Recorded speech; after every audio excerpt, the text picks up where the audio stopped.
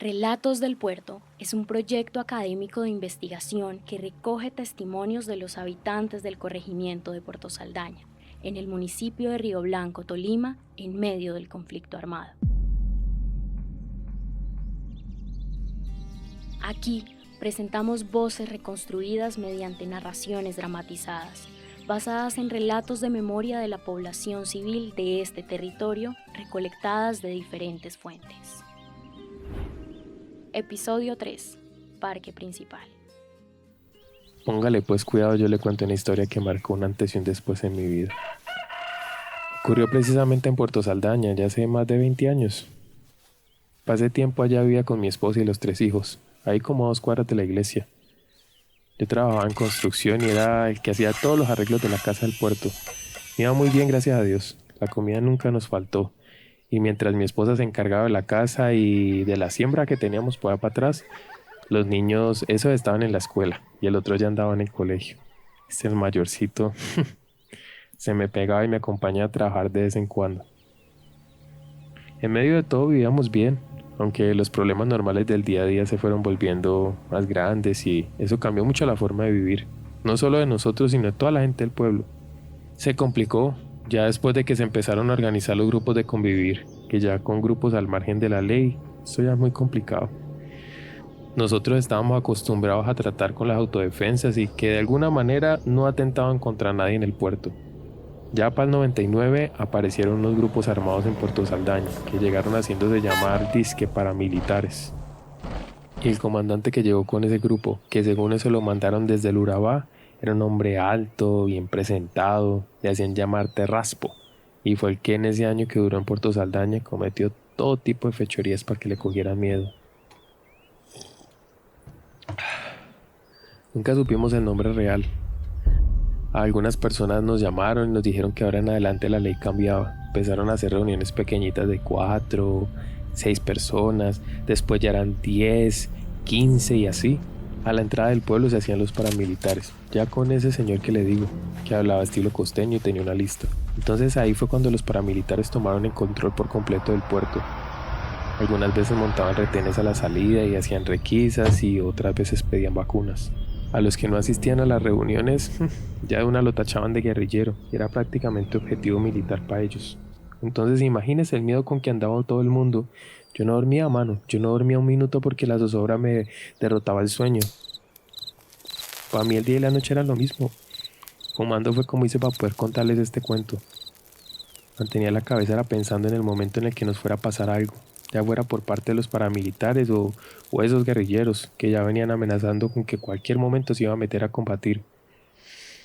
Nosotros hasta le teníamos preparado a los niños en una bolsita, una muda de ropa a cada uno, y hasta habíamos pensado en una ruta para salir con ellos. Y Terraspo, se le hizo mucho daño a la gente del Puerto Saldaña.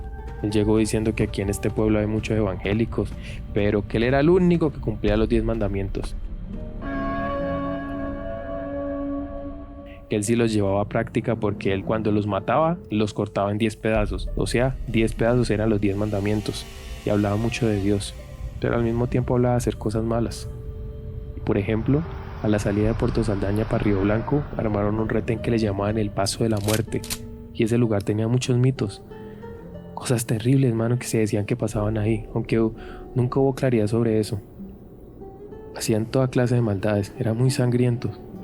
Lo que se supo tiempo después fue que esa gente los entrenaron los paramilitares de la Casa Castaño, después de que las convivir fueran declaradas ilegales. Entonces las fortalecieron y los pusieron a operar a sangre fría. Y eso estaba a luz de todo el mundo. Todos sabían lo que los paramilitares hacían y cómo lo hacían. Hasta la policía. Nadie hacía nada para evitar las cosas esas malas que hacían. Como este era el punto importante para ellos, tenían trincheras, túneles, en esos lugares estratégicos donde guardaban las armas y se escondían por si algún ataque de la guerrilla. Y eso ahí todo el centro del pueblo era un lugar de la complicidad. No, mano, aquí llegaba una persona y la policía le metía al calabozo. Al rato, al otro día se lo entregaban a los paramilitares dizque para que lo fueran a matar. Con decirle nomás que la primera reunión que hizo el Terraspo, la hizo en la cancha de fútbol. Ahí a 5 pasos de donde está el puesto de policía. Eso ya da mucho de qué pensar. Entonces la gente del pueblo vivía desamparada, no había quien nos protegiera. Los paramilitares tenían la guerra cantada con la guerrilla desde hace ya mucho tiempo. Y ese era el momento justo para que pasara lo que por tanto tiempo se estuvo aplazando. Ya las amenazas empezaron a llegar también del otro lado. Las FARC empezaron a avisar por llamadas, dejaban papeles. Por favor que se vayan, que salgan. Los que no deben nada desocupen porque ya no debe haber hostigamientos. Ya va a ser de bombas y cilindros. Todo eso era lo que decían. Ellos avisaban, pero pues como uno decía, yo no debo nada, nada temo. Y la gente no creía, mano. Porque yo había hecho varios avisos y nunca se había presentado nada de lo que ellos habían dicho. Pero esta vez era diferente. Y les tocó empezar a actuar para que la gente cogiera escarmiento.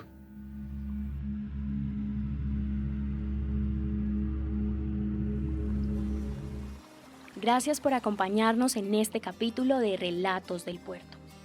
Este proyecto de investigación-creación fue producido por Santiago Cabrera y Juliet Rojas, estudiantes de Comunicación Social Periodismo de la Universidad del Tolima. Agradecemos a las personas que compartieron sus testimonios y a quienes prestaron su voz para dar vida a estas historias. Este trabajo es posible gracias a la confianza y la memoria viva de la comunidad de Puerto Saldaña. La voz de este episodio fue interpretada por Andrew Reyes.